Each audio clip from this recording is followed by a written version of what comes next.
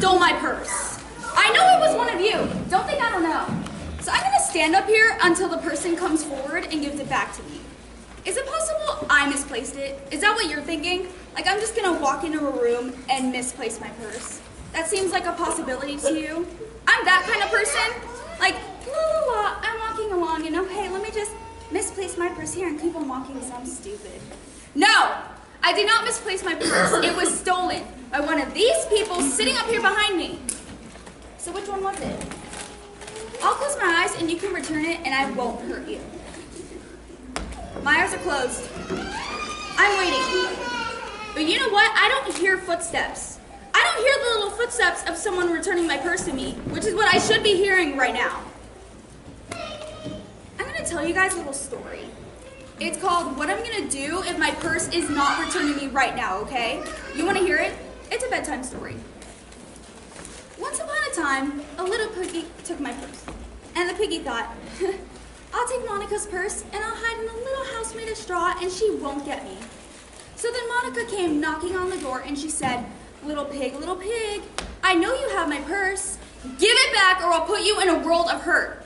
And the little pig said, not by the hair on my chinny, because Monica already had her hands around his throat. Then she got her purse back and had bacon for dinner. That was a metaphor, but it will become reality soon. You sure you didn't just leave your purse in your car? Yeah. You think I left it in my car? You think I'd be out here making threats if I left it in my car? Yes. I may have left it in my car. But if you're thinking about stealing my purse, and I know all of you are, let this be a warning to you. Okay, I'm done. Oh yeah, I had a nice monologue about how my grandmother taught me to be a nice person. So, yeah, she did a great job. Okay, see.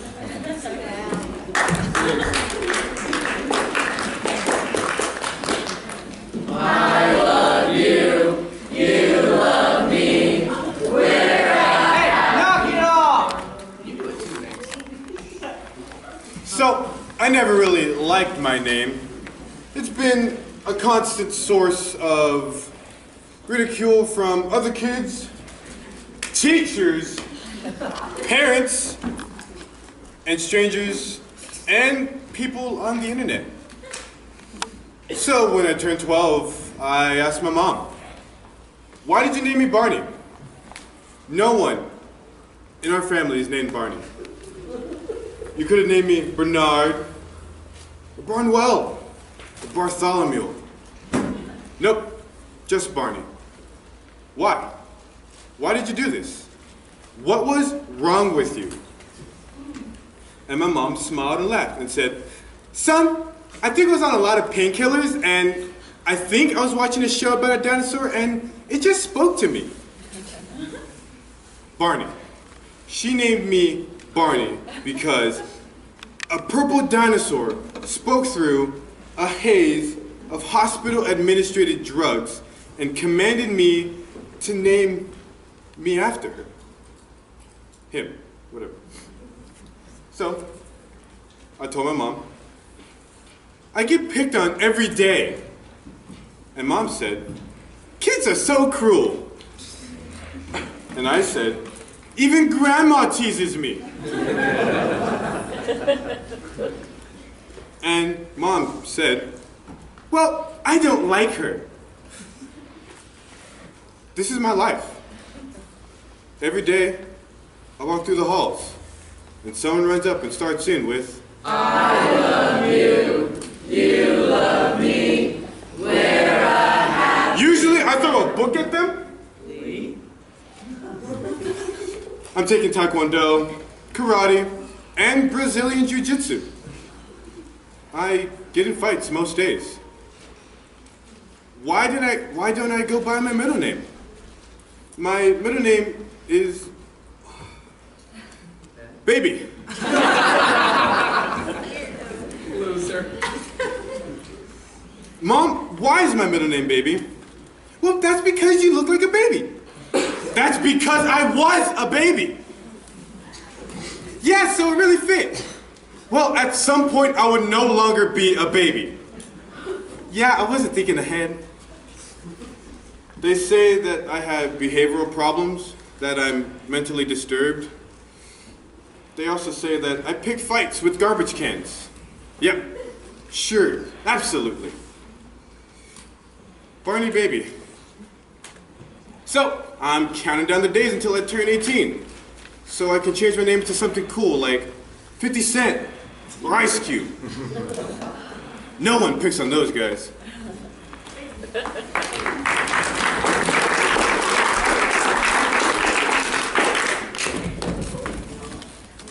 Some people have many talents. Some people don't have any talent at all. I'm not one of those people in the second category. The people without talent. I have talent. You know what I do in my spare time? I'm a human cannonball. You think it's scary to be a human cannonball? You think my mom worries about me? She's at home. Oh no, my poor baby boy is being shot out of a cannon again. What have I done wrong? No, she loves it. You see, she's actually the one that suggested this career for me. She knew I was special. Based off the velocity X of the womb, apparently I just shot out. The umbilical cord snapped and I went shooting down the hall. Broke a wall off my skull. Doctors just stood there, stunned. And the one guy started a slow clap. From that point on, I was hooked. I was a child prodigy, human cannonball. People used to run me out for birthday parties. Instead of piñata, they stuffed me in a cannon and shoot me at a brick wall. I loved it. The fans, the cheering, the gunpowder. I flew so high like a golden rainbow of awesome. Hey, Todd, Yeah, these are supposed to be personal reflections. they are. Truthful reflections. Right. Things that actually happened to you. Uh-huh. So you see what I'm saying here? No. You didn't actually shoot out of the womb like a cannonball, right? Are you calling my mother a liar? I guess not. Where was I? Golden Rainbow, awesome. Right. I flew higher than any human cannonball before me. When I was 14, I achieved low Earth orbit, landed in Narnia, landed on a talking lion, killed him, became king of a magic kingdom filled with talking animals. I may have also suffered brain damage. But thank you, talking animals. I have listened to your request and will no longer be eating most of you. Except the talking piggies, because you guys are yummy. Thank you.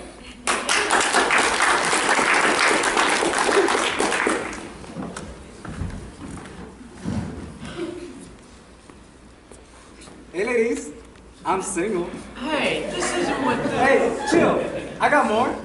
I know, but you really Just should- wait. It's poetical. Serious. Ladies, just looking at me, you probably think I got a girlfriend. I'm not gonna flex right now because I don't want to embarrass these other dudes up here. But rest assured, if I did flex, you would be enthralled. That's right, I said it. Enthralled. But in addition to my musculariness, I have many other features. Soulful eyes. Look at them. I want you to imagine a candlelit dinner and me sitting across from you. I'm looking at you hard, and I give you this look. See that? In my eyes? The soulfulness? In some countries, that's illegal. I get stopped at the border, and they're like, no, you are too beautiful to enter. We have to defend our women. And I'm like, it's all right. I'll close my eyes. And they're like, okay, come on in. Now the next feature is this. Soft, kissable lips. You heard me. Sometimes I kiss myself. It's amazing. I know some guys are putting like collagen or whatever in their lips. I don't need to do that because they're like this naturally. But the best part of me is my ears. Because I'm gonna listen to you, girl. You wanna talk about your problems? I'm here for you. You wanna talk about your dreams of being a backup dancer for Beyonce? I hear you. You wanna talk about dental school or whatever? Or your theories of literary significance of stuff in books? I'm listening. Because these ears are open for you, baby. But you aren't gonna need to talk much. Because pretty soon, I'm going to look at you like this. That's what I'm saying.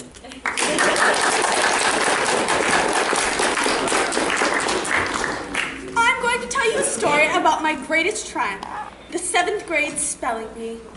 You can waste your time learning parts of words or memorizing the dictionary or whatever, but that's not what wins. What wins is mental domination. The key is to introduce fear into the hearts of your competitors.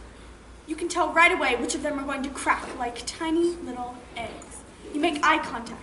Stare into their souls. This is my look. I call it corpse eye. I find the first little boy, a 6th grader, Suhail Patel. He's about 4'9". I get about this close to him. I'm so close that our noses might touch. And then I whisper, "You think you understand the proper spelling of Latin verbs? Go home, little boy. I'm going to enjoy crushing you." Then you know what I do? I blow on his face. He freaks out like a swarm of bees just stung him, starts crying. He'll be out in the first round. I use a different tactic with the girls. They've prepared for months. They're full of confidence and hope. They've got little pigtails and smiles. I start the rumors. "So I hear you're using performance-enhancing drugs." "What?" "I won't tell anyone, but people are talking." I move on to the next girl. "Miranda says even if you win, she's stealing your boyfriend." "But I don't have a boyfriend." That's not what Suhail Patel says. By the time we get on stage, everyone hates each other. Who's their friend?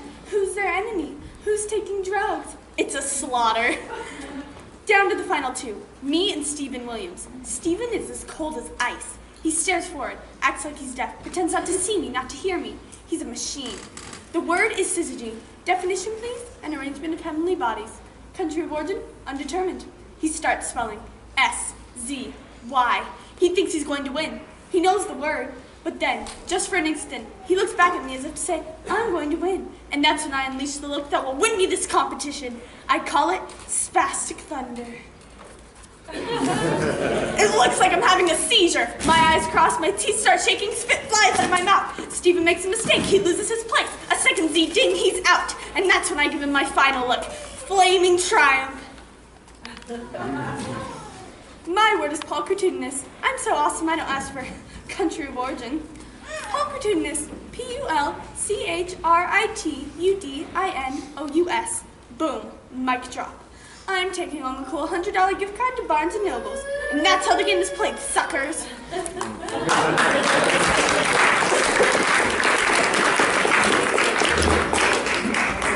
First of all, just because you can fit into yoga pants doesn't mean you should wear them. Because let's all be honest here, those aren't pants. They're tights. You're walking around without pants on. Would any of you be alright if I came here wearing yoga pants? No. No one would be cool with that. Second of all, I'm a little sick and tired of people dissing London, alright? She's not the one who ruined that relationship. I'm looking at you, Caleb. Hey, is this your monologue? Absolutely. Are you sure? Because I don't remember hearing this in rehearsal. Well, I'm pretty sure I rehearsed it and you just weren't paying attention because you're a terrible teacher. Will you want me to continue? Thanks. So, I had a front row seat to all this nonsense because I happen to be London's best friend. Let me tell you that this guy over here, he is the worst boyfriend in the history of the world. Seriously, like, he texts like once a day. You know what his text says? Sup. Like, that's it. 3 letters. Sup. Like, he can't even manage to put a question mark after it. Like, how's London supposed to know what that means? Why are you looking at my text, dude? Because she can't decipher your oh so eloquent language, you heartbreaker. Then please let me get back to my monologue about how horrible you are. London is a delicate flower, and any guy in this class would be lucky to go out with her. She's nice, she's smart, she's funny. Her hair is like a fountain of chocolate. And not only that, but if you get a little close to her, you realize she smells a bit like vanilla, and that takes you back to your childhood days of making cookies for your grandma. And not only that, her eyes are like gleaming pools into her beautiful, beautiful soul. They're gleaming pools of wonderfulness. She's amazing. She's everything. And you know what? She's probably going to be president someday. And I, for one, will be honored to serve in her cabinet as chief of staff. A chief of staff who's in love with her from afar and can't bring himself to say how he really feels. A chief of staff who's in front of her right now saying, "Madam President, I want you to sign the executive order to my heart."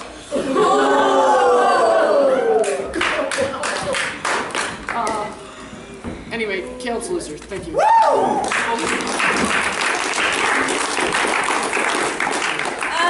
have a second monologue, guys. You can't have 2 monologues. Yes, I can. I have 2 monologues. Okay, so Matt, you're a super nice guy and all. And thanks for backing me up on the whole yoga pants thing. But, a relationship is based on attraction, right? Oh! Shut up, Caleb. This is gonna hurt! So, attraction. I'm just not feeling that towards you. Like, when I look at you, I think about, like, Muppets, you know? Like, Kermit the Frog and the science guy. Beaker! Thank you. And I like Muppets, but I'm not, like, in love with Muppets, you know? And I don't really see myself with a Muppet in a romantic sense. Do you know what I'm saying? Yeah. But we can still be friends, and you can still be my chief of staff when I'm president. In the meantime, while I'm up here, I'm reminded of one other thing Caleb does that's totally annoying. He collects Barbies, you guys. Seriously, he's got like 30 of them. Come on! You do. He changes the outfits on them. I like fashion. I'm into fashion. He's got mental problems. Seriously, what kind of teenage boy sits at home and changes the outfits on Barbie dolls? That ain't right. That's all I'm saying. Loser. I have a second monologue as well. Okay, first, I told you that in confidence, and it's totally normal for a guy to have passions. Passions that you cannot possibly understand because you're a heartless witch. Alright, London is a scorpion woman. When she isn't talking and driving you insane, she has her stinger out and is poisoning your life. That's what she does. She stings and stings and stings, and you take it because you think she was cool or whatever and you want to share your nachos with her. But what you don't understand is that she'll devour your lifeless corpse when she's done with you. That's all. It's my second monologue. I'm so much happier now that I'm single, and I hope you cry yourself to sleep every night. I don't. I'm so over you. Good. Good. Awesome. Go play with your Barbies. They're fashion templates! And my second monologue is finished. Boom! Mic drop. Again.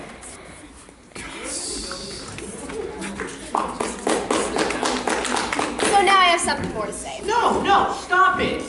I respect my man with whatever he does. That's all I'm saying. If you don't respect your man, if you don't help him chase his dreams, then that's all on you. True. Also, squats. Learn to do some. Just saying. Hey! Sit down. Come on, thanks. No, it's my turn! I've been sitting up here listening to all this, and it's my turn! I'm getting a good grade on this. I'm doing my monologue. All you people need professional help, all right? After this show's over, I want you all to go to the counselor and stay there and never come back! Sorry. Have you ever had that experience when you're sitting on stage for a really long time and you hate everyone in the room? I have. But that's not what this monologue is about. Actually, can I just... No, back off!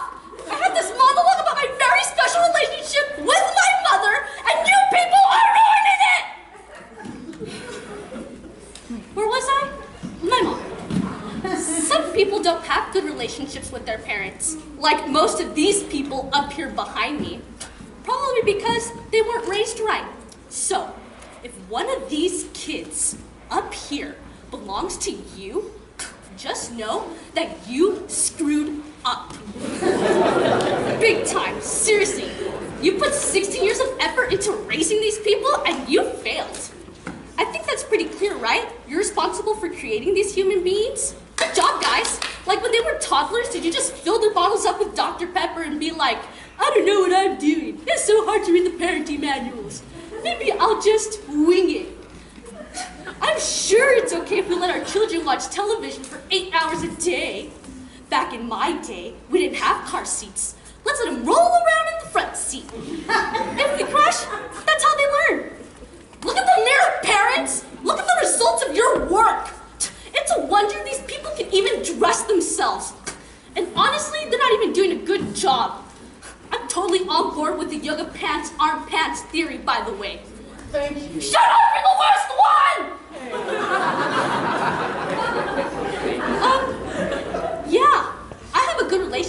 my mom.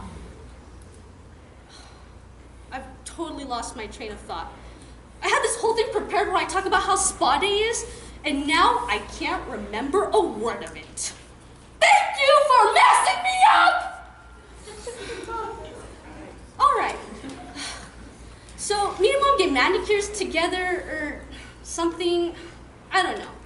But the best thing about my mom, though, is that she's really helped me control my range. Thank you.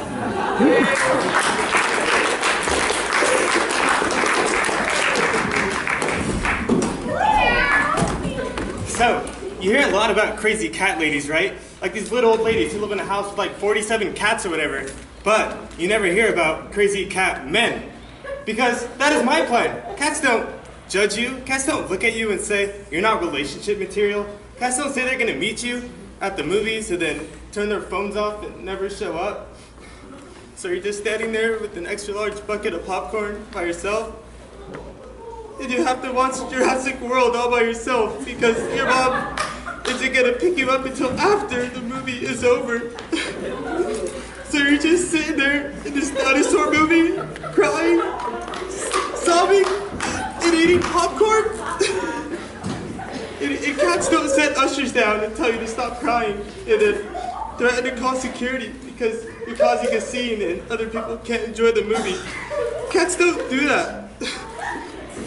Cats don't ignore your text where you say, "Where were you?" either. Cats don't do that to you. Because you know where you stand with cats. You provide food for them, you clean litter boxes, and you have a very clear relationship with well-defined boundaries, and no one gets confused that this is going to lead to a romantic relationship.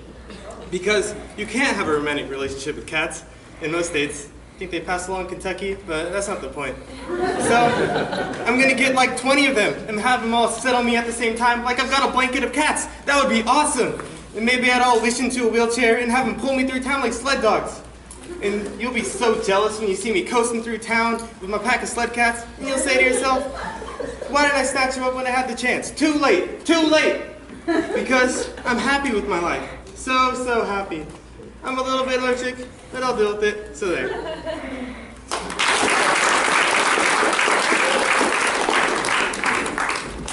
Dude, you know what the problem with zoos are? They're boring, bro. The animals just sit there.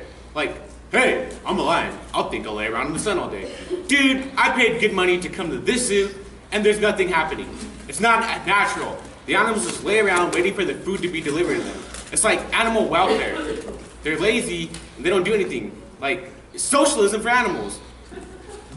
What if they had a job? Like some kind of learn-to-work program? Monkeys can dig trenches, giraffes can change lights. Could that work? No, because it's stupid. Like, Adam Sandler movie's stupid. Bro, check this. I got this idea from a video on YouTube. There's like a chimpanzee and a cat, like a cute little house cat. And then the chimpanzee just starts beating the heck out of it. And then the cat's like, I'm gonna kill you. And the chimpanzee's like, I got opposable thumbs. Bring it. And they fight and it's like, slap, slap, slap. Yeah, yeah, oh yeah. He's all doing kung fu moves. He's like kung fu chimp or whatever. And then like, afterwards, there's respect. Much love. So, my idea is ultimate fighting animal championship. Elephant versus gorilla versus giraffe. Well, that would probably be over quick because the gorilla could climb up the giraffe's neck and be double punching him in the head, right? Or like, what about a whole team of meerkats versus like a squad of skunks? What's gonna happen? I don't know, but I know it's gonna be awesome. You can also dope them up, put them on steroids. I've got a million awesome ideas. That's why, as soon as I turn 18, I'm ready for city council. First proposal on the table, ultimate fighting animal championship. Yeah.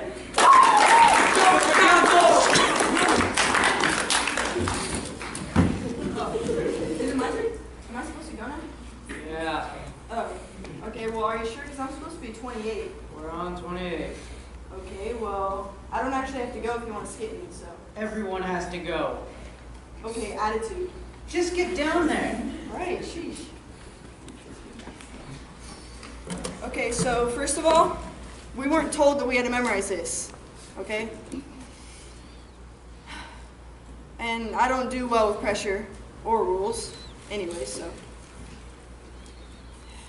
Yeah, I'm totally blanking. Can I just take a 0? No. I remember her monologue.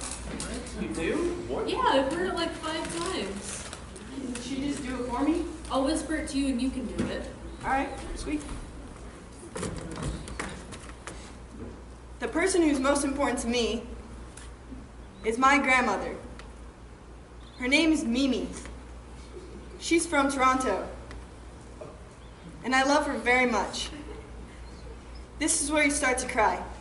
No, I mean... Oh. Yeah, because you know Mimi is up in heaven. Oh, right, okay. So, wait, what do I say again? That you love her very much. Oh, right, okay. And I love her very much, and, well, just imagine me crying, because it's very emotional. Is that good? All right, sweet.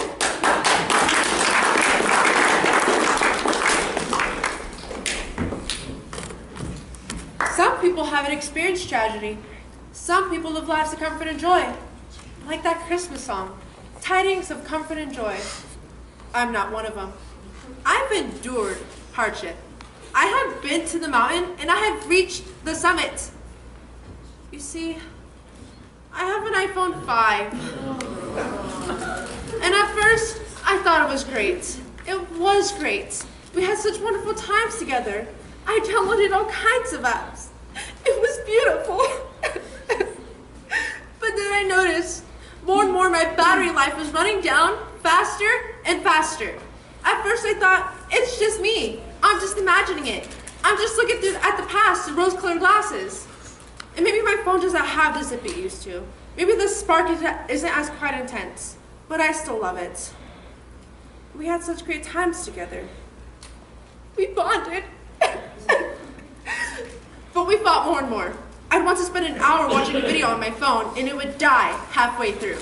Halfway through a movie. Like, what is that? What are you doing to me? Don't you realize that this is our special time together and you're ruining it? More and more would just sit there like a lifeless hunk of metal. You don't care anymore, do you? You're tired all the time. No response. Doesn't even respond to my touch anymore. I'll get a new phone, a younger phone. Would you like that? Is that what you want? I see people with newer phones all the time. They're so happy. They're happy like we used to be. You're driving me to another phone. But I can't do it. I love my phone. I wish I didn't.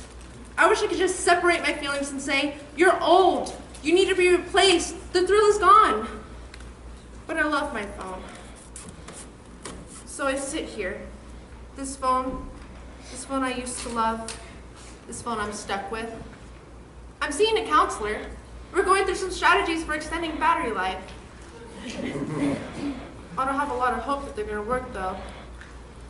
Why can't we have what we had? Oh, sure. You're hibernating again, aren't you?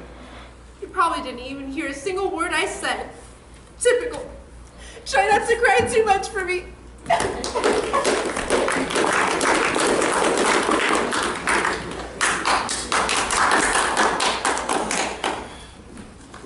Okay, so I didn't want to go last, but Mr. Banks said I had to.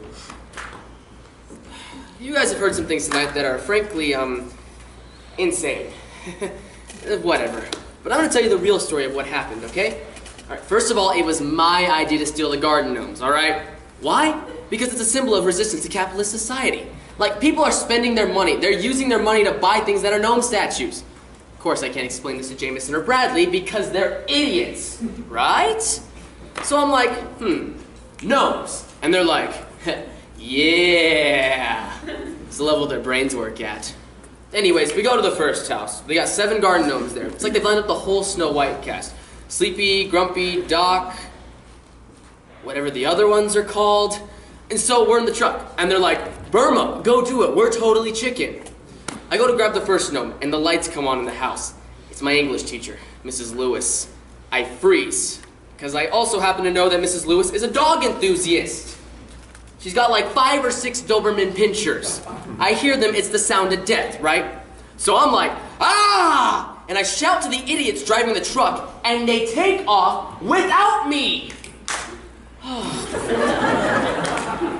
2 dogs burst out of the front door like they were shot out of a cannon. Blood or spittle, I don't know what it was flying out of their jaws. So I try to book it, but there's like a hedge, and I try and jump the hedge, and maybe my foot got caught on the hedge and I face planted on the other side of the hedge. The dogs grab me by my ankles and start pulling me back to my English teacher. So at this point, I'm just screaming for help, right? I'm like, help! Help! And my teacher's like, get him! Tear him apart! Which is not even good grammar. So I'm bashing these dogs in the head with my cell phone. And they're like, we don't even have brains, we're just killing machines. And I'm like, this is it. I'm gonna die here. I'm gonna die trying to steal garden gnomes, and I didn't even get one! Next thing I know, I look up, and Mrs. Lewis is staring me right in the face. Burma? Is that you? I'm like, the dogs are killing me! She's like, you cheated on your Romeo and Juliet quiz, didn't you? I'm like, what? And then she pepper sprays everything. Me, the dogs, the hedge, the world's on fire! I wake up 2 days later in a pool behind a Walmart. My friends haven't even bothered to call me. Apparently they had a great time! Thank you. Can I just say one more thing? No. Really? Dude, I'm about to finish the show. What the? Girl, I wanted to tell you. I'm sorry. About what? All of it. You know I care for you. Not gonna say love because I don't believe in love. But... What does that even mean? Shut up! Caleb, it's over. Girl, I made this for you. Oh. You did?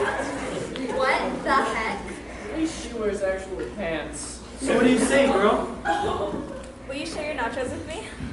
All my nachos. Okay. Sweet. Hold on. Yeah, I look good. And the show's over.